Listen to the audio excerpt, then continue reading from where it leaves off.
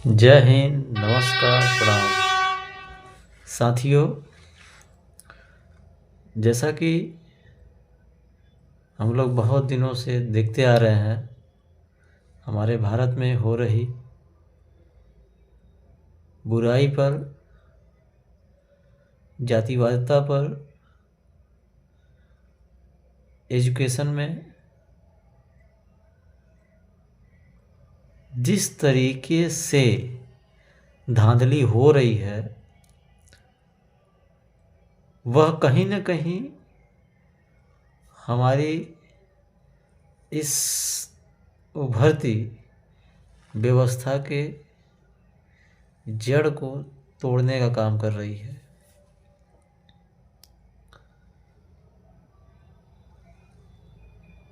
कहते हैं सबका साथ सबका विकास। सबका साथ सबका विकास होगा कैसे? यह नीति बनाएगा कौन?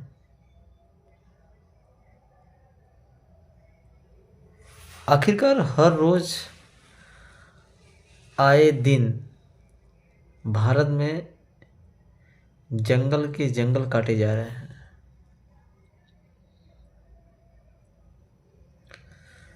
छत्तीसगढ़ में इतने सारे पेड़ काट दिए गए जो आज से कई सौ साल पहले उनकी जड़, उनकी नींव रखी गई होगी हमारे पूर्वजों के द्वारा।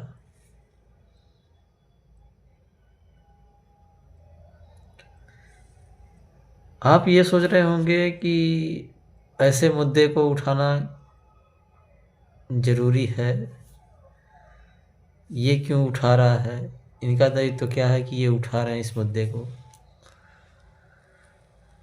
इस मुद्दे को उठाना इतना ज़रूरी है,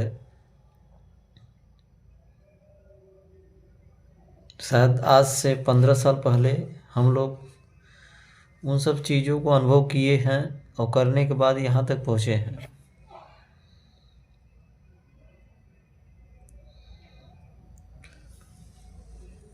वो बचपना हम लोगों का जिस दौर से गुजरा है, हम लोगों का बचपना, हमारा यही मानना है कि आने वाली पीढ़ी का भी उसी तरीके से बचपना गुजरे। वो पेड़ पौधे देखने के लिए पार्कों में ना जाएं, केवल पार्क ही ना बचे कि केवल उस जगह पे पेड़ है। जैसे हम लोग कहते नहीं कि आज चाँद वहाँ पर है, दूसरी ग्रह पे है। इस तरीके से हम लोग की आने वाली पीढ़ी ये ना कहे कि यार पेड़ तो दूसरी ग्रह पर रहते हैं, ये यहाँ पर नहीं रहते हैं। बस आप लोगों से यही विनम्र निवेदन है कि जंगलों को न काटे जाने का समर्थन करें। अगर हम और आप आवाज़ नहीं उठाएंगे तो आने वाली पीढ़ी हमसे एक सवाल ज़रूर पूछेगी कि अगर आप लोग थे तो किए क्या, ऐसा क्या किया आप लोगों ने कि जो आज हम लोगों को पीने के लिए पानी तक नहीं है, कहीं बैठने के लिए छांव नहीं है। समझ रहे हैं ना आप लोग? बातें दूर तक हैं, नींव बस डाली जा रही है। हमारा मानना यही है कि अगर इस धरती से पेड़ ही गायब कर दिए जाएंगे, और आने वाले समय में ऐसा होगा ही, जिस तरीके से लोग बिजनेस और डेवलपमेंट के चक्कर में पड़े हुए हैं, आए दिन जाहिर सी बात है, और शायद ही हजारों पेड़ एक दिन में लगते होंगे।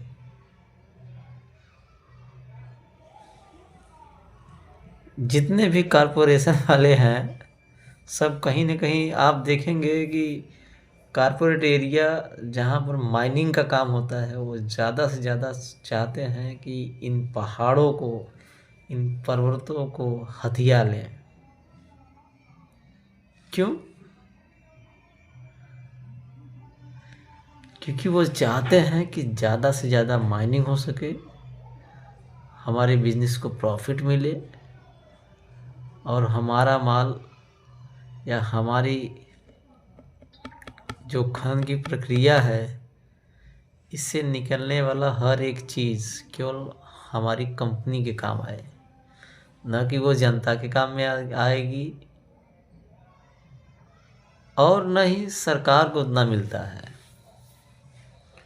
सरकार, जाहिर सी बात है कि सरकार तो को कोई और नहीं चलाता, इस देश के बिजनेसमैन ही चलाते हैं। यहाँ कि इस देश के ही क्या, लगभग हर देश में ही यही सिस्टम है कि वहाँ के कॉरपोरेट बिजनेसमैन देश की सत्ता को चलाते हैं। अगर ऐसा नहीं होता, देश का कॉरपोरेटर यानी बिजनेसमैन अगर देश की सत्ता को नहीं चलाता, तो आज एक ही गिरोह को केवल हर ठेकेदारी नहीं मिल जाती।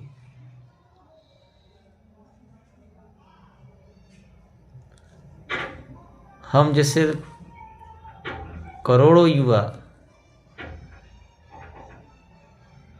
नौकरी की तलाश में हमेशा भटक रहे हैं, मेहनत करते हैं, रात दिन एक करके पढ़ते हैं, फिर भी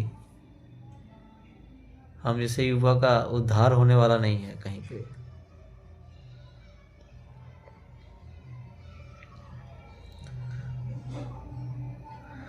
लगता है कुछ दिन में दक्षिण कोरिया ये भी हो जाएगा। रूस तो हो ही गया है लगभग, क्योंकि भाई अब भारत में हर चीज़ें तानाशाही के हिसाब से चल रही हैं। भारत में बस यही है, हमारे देश में बस यही है कि जितना है उतना खा लो, दूसरे के लिए बचे चाहे ना बचे। ये नहीं सोच रहा है कोई कि जितना है उतना अगर हम खा ही लेंगे पूरा, तो आने वाली पीढ़ी को हम क्या बचा के देंगे। हमारे पूर्वजों ने तो हम लोगों के लिए इतना तक बचा के दे दिया, जल जंगल जमीन, 3 चीज़ें तो हम लोगों को दे दी, लेकिन आने वाली पीढ़ी को हम लोग क्या देंगे, पॉइंट ये है।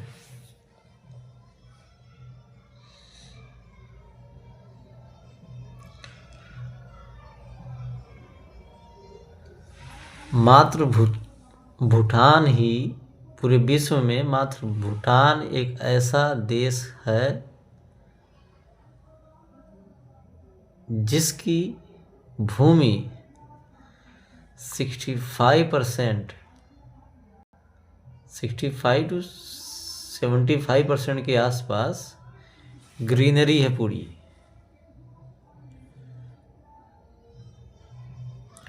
हर जगह पर्वत पठार मैदान देखने को मिलेंगे आपको। क्यों? क्योंकि उस देश का संविधान ही यह व्याख्यान करता है, यह बताता है कि इस देश में लगभग 70% हरियाली रहनी चाहिए। पेड़, पहाड़, जल, जंगल, ये सब सारी चीज़ें रहनी चाहिए। आए दिन हर कानून पैदा हो रहा है, एक ना एक कानून निकलता ही जा रहा है। तो क्या ऐसा कानून नहीं लाया जा सकता कि यहाँ हमारे यहाँ की खाद, पर्वतें, पहाड़ किसी माइनिंग के लिए न दिया जाए?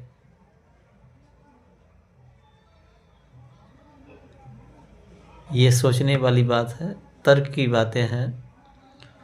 तर्कशील बनिए, हमेशा दिमाग को खोल के रखिए, क्योंकि इलेक्ट्रिसिटी के बहुत सारे उपाय हैं, बहुत सारे जरिए हैं। जय हिंद।